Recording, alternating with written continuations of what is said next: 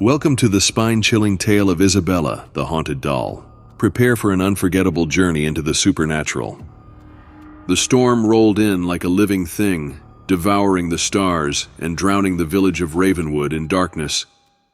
In the heart of the chaos stood an abandoned toy shop, its rotting walls whispering secrets to the howling wind. Among the forgotten trinkets and broken marionettes sat a doll, pristine, untouched by time. Her porcelain skin gleamed in the faint lightning flashes, her jet-black braids resting neatly against her crimson Victorian dress.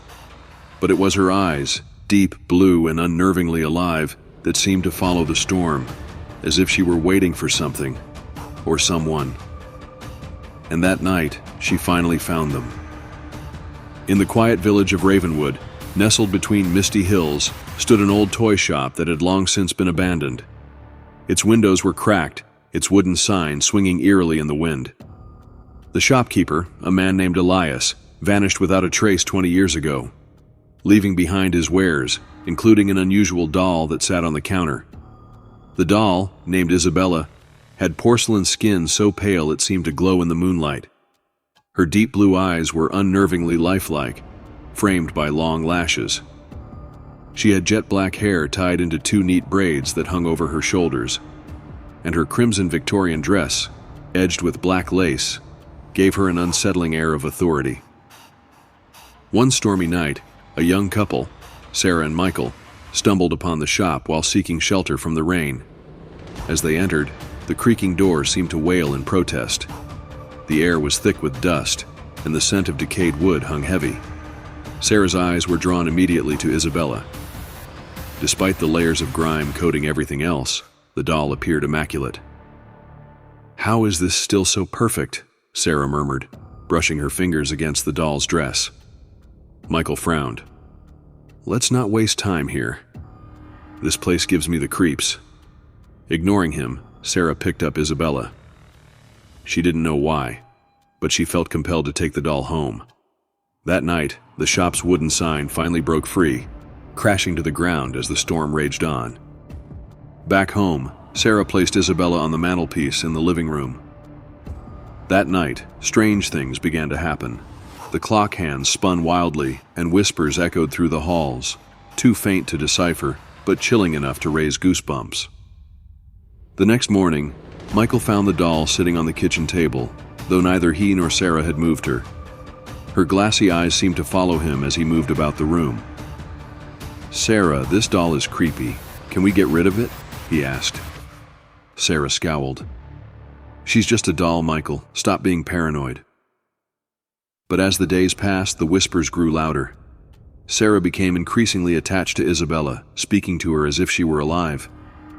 One night, Michael awoke to find Sarah standing in front of the mantelpiece, cradling the doll and humming a lullaby he'd never heard before.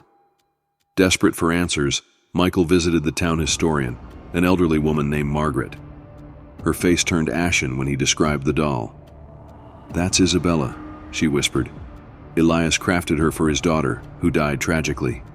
Legend says he poured his grief and anger into the doll, binding her spirit within.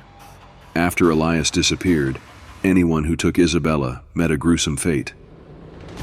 Michael rushed home to warn Sarah, but it was too late. He found her sitting on the floor, Isabella on her lap, whispering, "She understands me better than you ever did." The doll's eyes seemed to glint with malice, and Michael felt an icy hand grip his heart.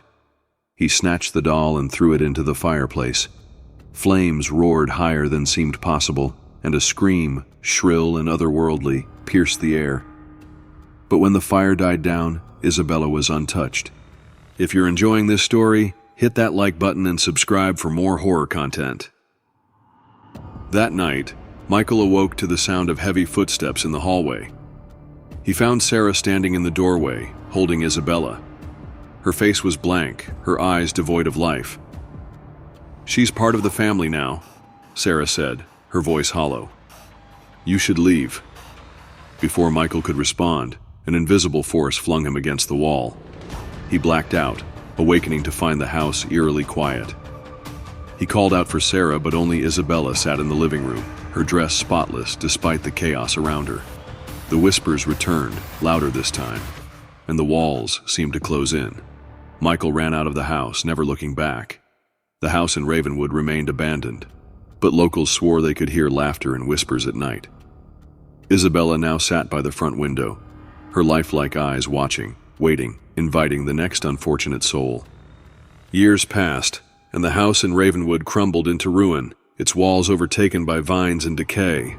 Yet, the legend endured. Travelers spoke of a porcelain doll sitting by the shattered front window, her jet-black braids and crimson Victorian dress untouched by time. Those who dared to approach swore her deep blue eyes followed them, glinting with something that felt too alive, too aware. Few ventured close, and none who took her home were ever seen again. And so, Isabella waited, patient and eternal, for the next soul to fall under her spell. Because some dolls are not meant to be played with. They play with you. Some say the doll was a vessel, a gateway for something far darker than mere grief. Others believe she was cursed by Elias's own anguish, destined to ensnare anyone drawn to her lifelike beauty. But the truth was far more chilling. Isabella wasn't waiting to be found, she was choosing. And as long as curiosity, desperation, or greed existed in the hearts of humankind, she would always find her next victim. For in the depths of her deep blue eyes lay a secret far older than the village itself, a promise that no one who crossed her path would ever escape her grasp. Isabella was not forgotten, nor abandoned. She was eternal, and her story had only just begun. What do you think happened to Isabella? Let us know in the comments below, and don't forget to share this with your fellow horror fans.